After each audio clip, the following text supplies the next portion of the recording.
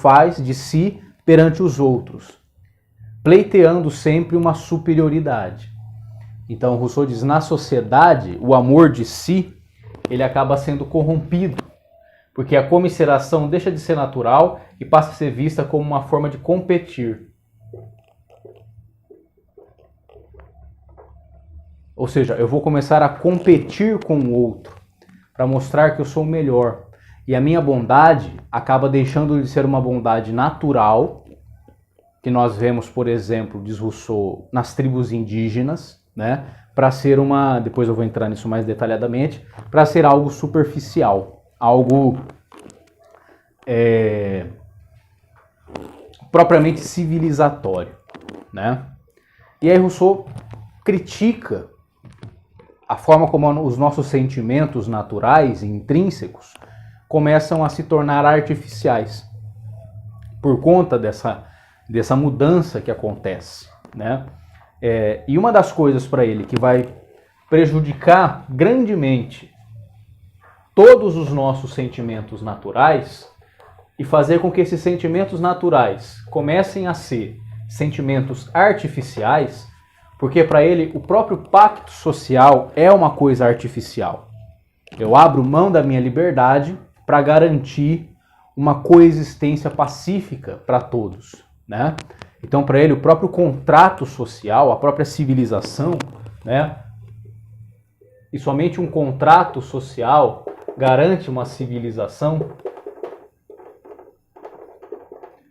Tudo isso torna-se artificial, porque nos tira do nosso estado de natureza. E aí Rousseau diz o seguinte, e pior do que isso cria a mentalidade do egoísmo, em vez do altruísmo, do mostrar para os outros que você é bom e não a bondade em si. E algo que Rousseau vai ser o primeiro filósofo a criticar ferrenhamente, e isso faz com que ele seja considerado, por muitos pensadores, um dos primeiros filósofos que deram um primeiro pontapé no que posteriormente será a ideologia socialista, que nós vamos ver na aula que vem. Alguns consideram que Rousseau foi o primeiro a falar de um socialismo primitivo, porque Rousseau vai criticar o conceito de propriedade privada.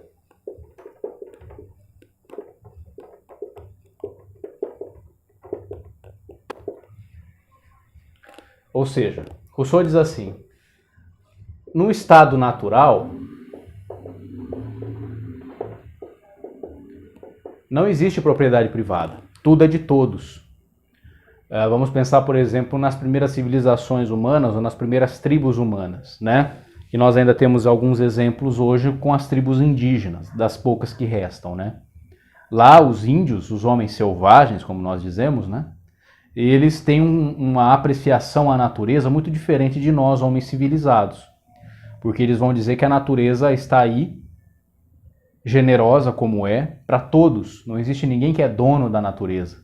Ninguém é dono da natureza. Nós fazemos parte da natureza, devemos tirar dela o necessário e ainda assim com muito temor, com muita apreciação, com muito respeito, né? Porque ninguém é dono da natureza.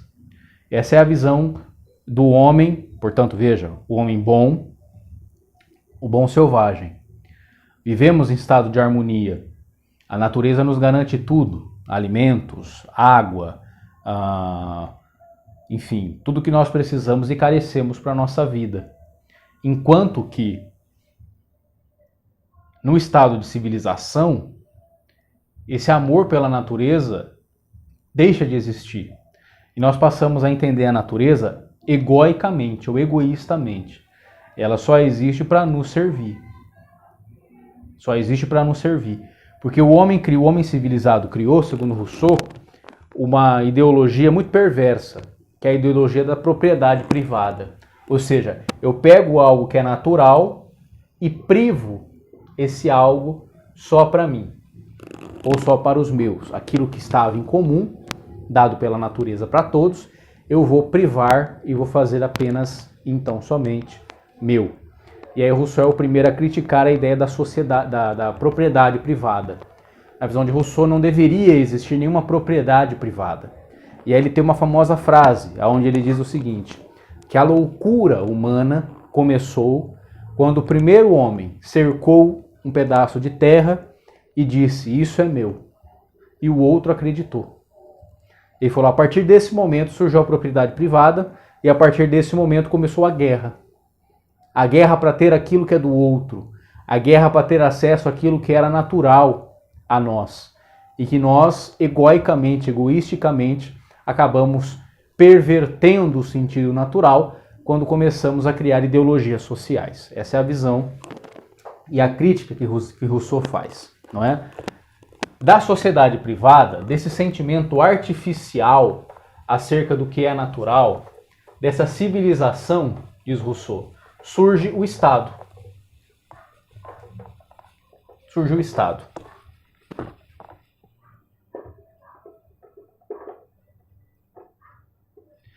O que é o Estado para o Rousseau? O Estado é como se fosse uma fixação das desigualdades.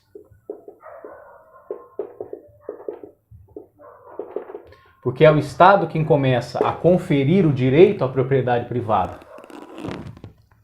Todo cidadão tem direito a. Ou seja, é fixando as desigualdades e institucionalizando o domínio dos poderes que o Estado acaba criando os afortunados e os desafortunados. Ou seja, quem são os afortunados?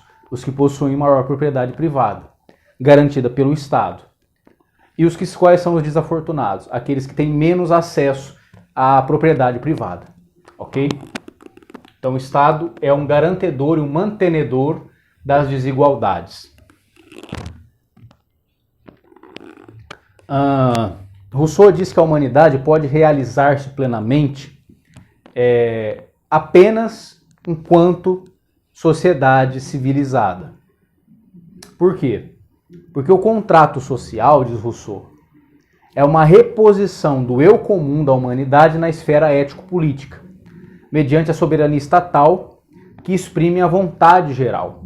Ou seja, ao mesmo tempo que o Rousseau critica tudo isso, ele vai dizer que o contrato é necessário para garantir que haja igualdade entre os homens. Porque se o contrato for desigual, vai ser um fixador de desigualdades. Agora, se o contrato visar a vontade geral, ou seja, aquilo que é melhor para todos na esfera política, então aí nós começamos a falar em igualdade. Então é claro que Rousseau, ao mesmo tempo que critica a civilização, porque critica os modelos contratuais, ele começa a pensar num contrato social que favoreça a todos, uma vontade geral. E não uma vontade que atenda apenas os interesses de uma minoria.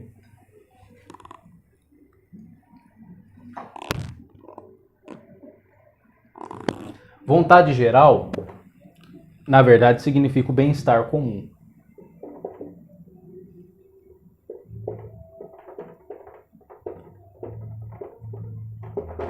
Isso é muito caro para Rousseau. Por isso ele é considerado o primeiro filósofo a pensar numa sociedade mais igualitária, onde o bem seja comum, onde nós possamos reproduzir numa esfera civilizatória o mesmo que nós tínhamos numa esfera natural. De tal maneira que o homem não se corrompa por conta desses valores sociais, mas pelo contrário, que ele faça com que esses valores sejam amplificados, aperfeiçoados, de tal forma a garantir o bem-estar comum a todos. Perfeito? E agora nós vamos entrar em mais alguns detalhes de Rousseau.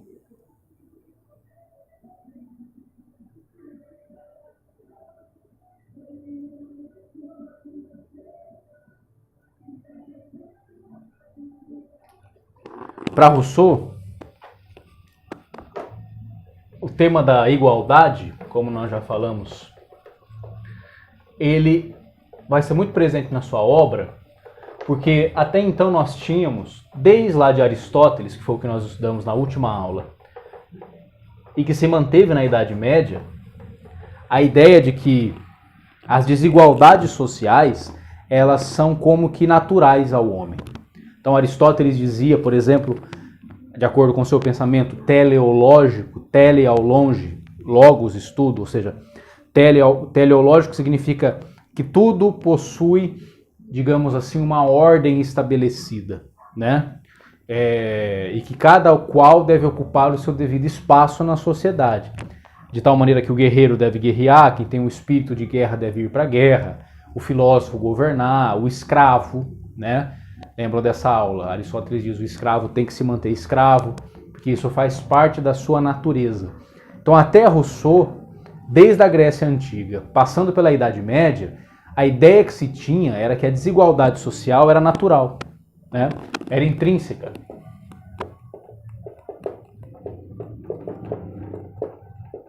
A desigualdade como algo natural. E Rousseau vai começar a contestar essa tese. E vai dizer que não. Na verdade, contestar também Aristóteles, por exemplo, né? Porque, na verdade, para Rousseau, a desigualdade não é natural. A desigualdade é fruto de uma convenção. Ou seja, os homens convencionaram-se a acreditar que existam pessoas que são melhores que as outras.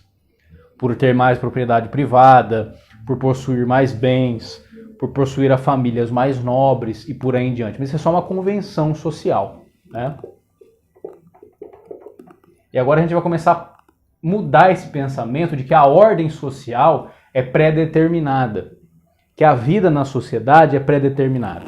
E vamos começar a pensar, na verdade, em uma sociedade convencional, ou seja, existe uma convenção social que faz com que as coisas sejam assim, estão postas assim, ou justapostas assim, mas isso não é natural, isso é uma convenção.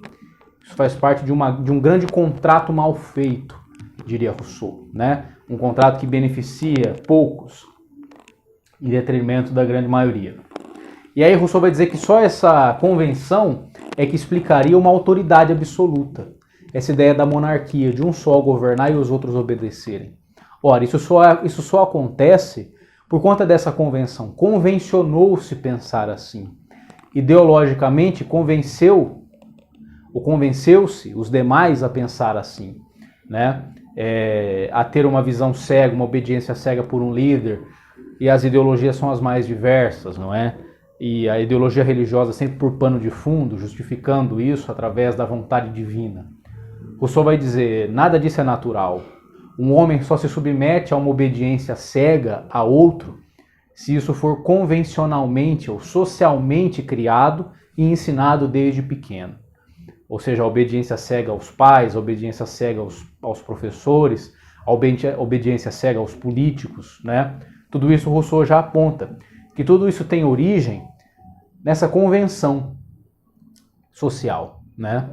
E uma convenção que no lugar de colocar uma liberdade natural do homem, e o homem para Rousseau possui uma liberdade irrestrita no seu estado de natureza, exatamente porque tem consciência, ela instala uma liberdade convencional, que é fruto de um pacto social, né? De um contrato. E o efeito principal, diz Rousseau, desse pacto é dar origem a uma entidade, que é um corpo coletivo, né?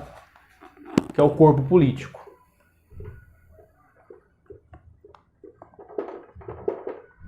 O pacto dá origem ao corpo político, ou seja, ao agregado de homens que vão governar. Nós abrimos mão da nossa liberdade restrita, delegamos essa liberdade para outrem, para que eles governem, para que eles criem as leis, etc.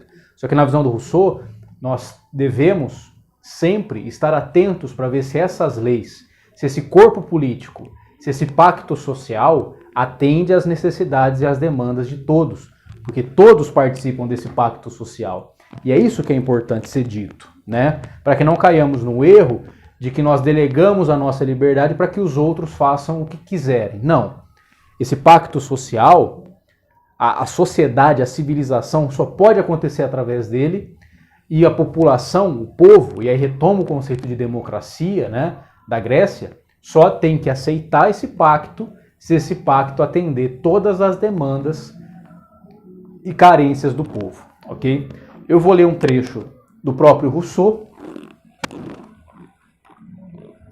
um texto chamado Sobre a Origem da Desigualdade, onde ele vai dizer o seguinte: concebo na espécie humana dois tipos de desigualdade.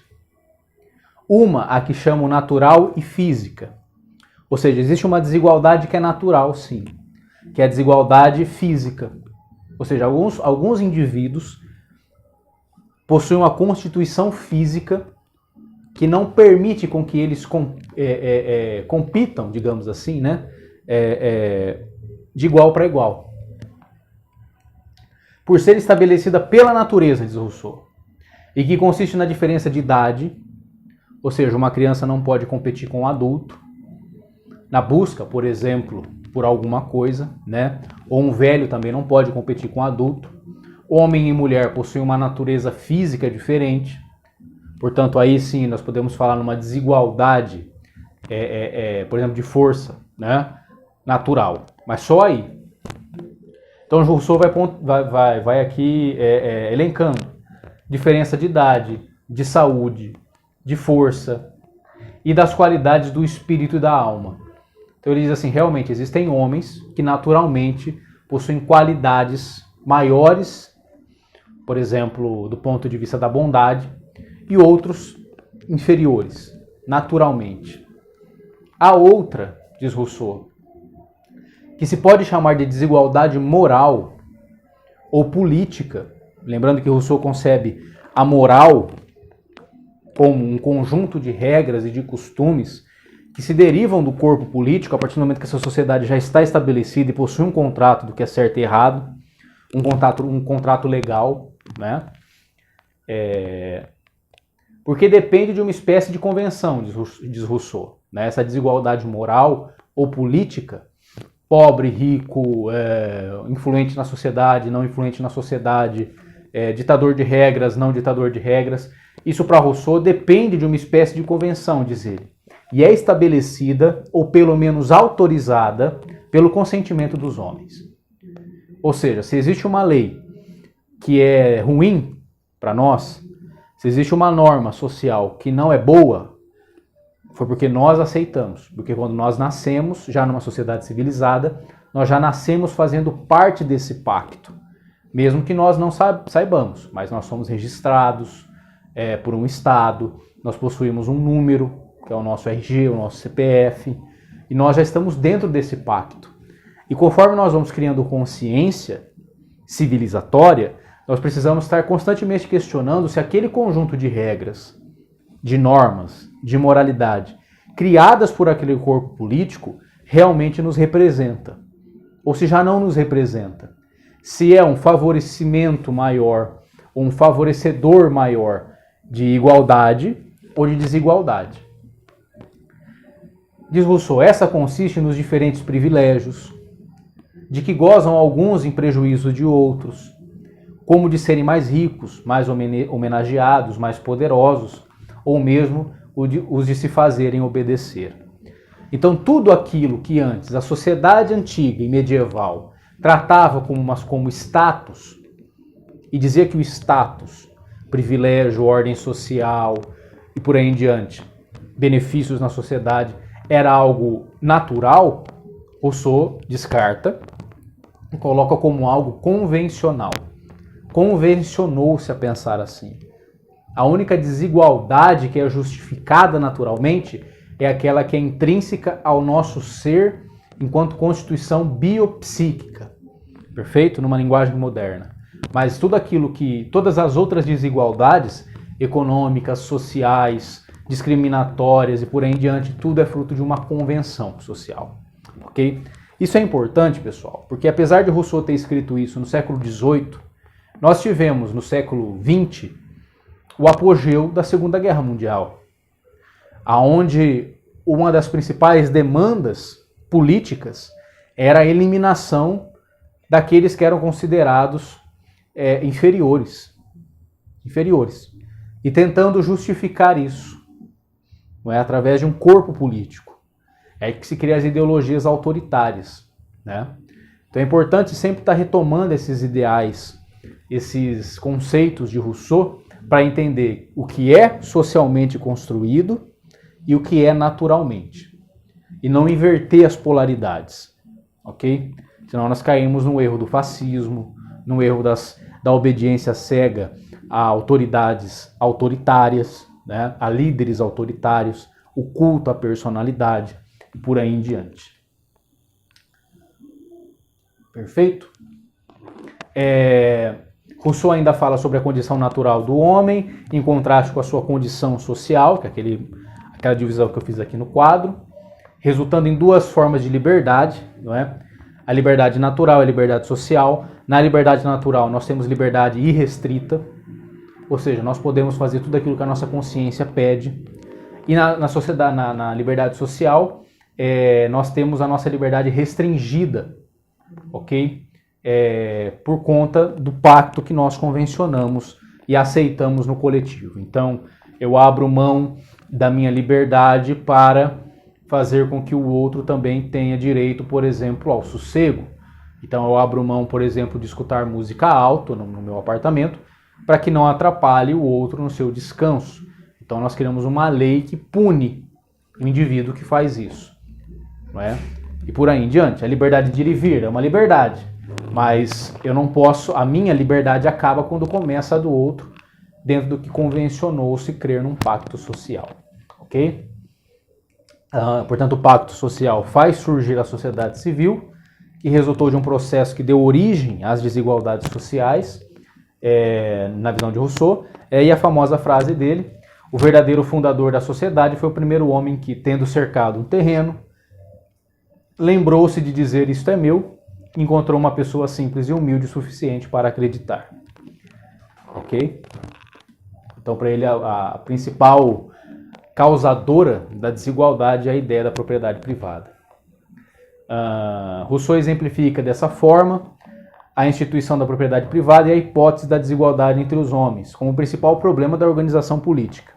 Divisão do trabalho, agricultura, metalurgia, tudo levanta a descoberta da propriedade e dela a desigualdade e a opressão. A propriedade determina o que é meu em detrimento do que é teu. E como há capacidades diferentes,